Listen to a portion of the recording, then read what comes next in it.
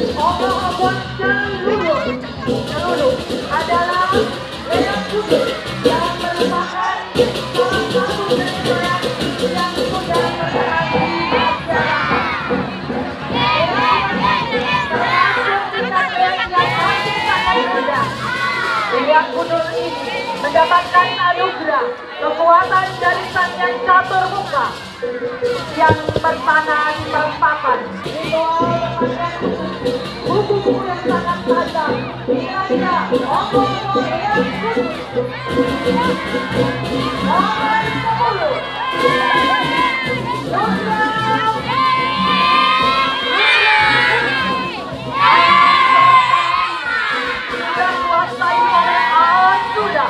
yang memimpin dengan drama, kejahatan, keserakahan, kemaksiatan, keanggaramurkaan yang tidak terbatas. Maka turunlah murka para rudra jiwa yang merupakan perwujudan dari Dewa Rudra, penjelmaan dari Dewa Jiwa, menjadikan segala bentuk keanggaramurkaan. Suaranya.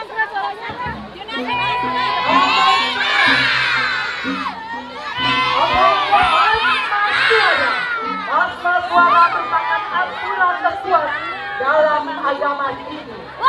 Ia mendapatkan anugerah dari Dewa Jiwa, yaitu mampu mengubah siapapun yang kepalanya disentuh oleh akan berubah menjadi api dan asma.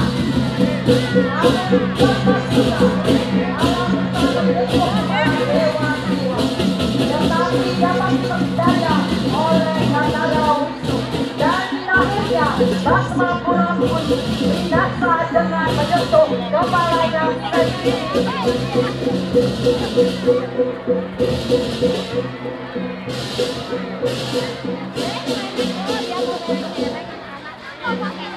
Adalah contoh raksasa yang hidup di rasa. Bukan digambarkan sebagai sosok raksasa yang berumur, sebagai sosok yang kemarin. Ia juga berkulitan dan berwajah menakutkan. Ia juga berkulitan dan kutub ireng ini merupakan utusan Sang Yang Surama.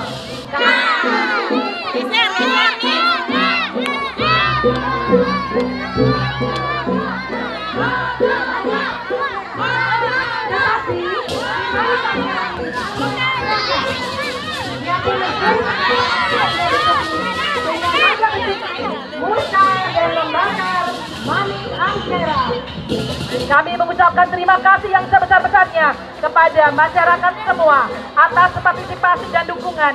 Kami juga mengucapkan terima kasih yang sebesar-besarnya atas partisipasi orang tua yang mampu mengantarkan kita ikut beribadah. Terima kasih juga kepada Bunda Paus yang telah memfasilitasi kami. Terima kasih kepada Bapak Wali Kota yang telah mengikut kesepakan kami. Terima kasih. Sebagai kata kami tutup dengan para mesanti dari Ogoh-Ogoh TK Sekota Denpasar.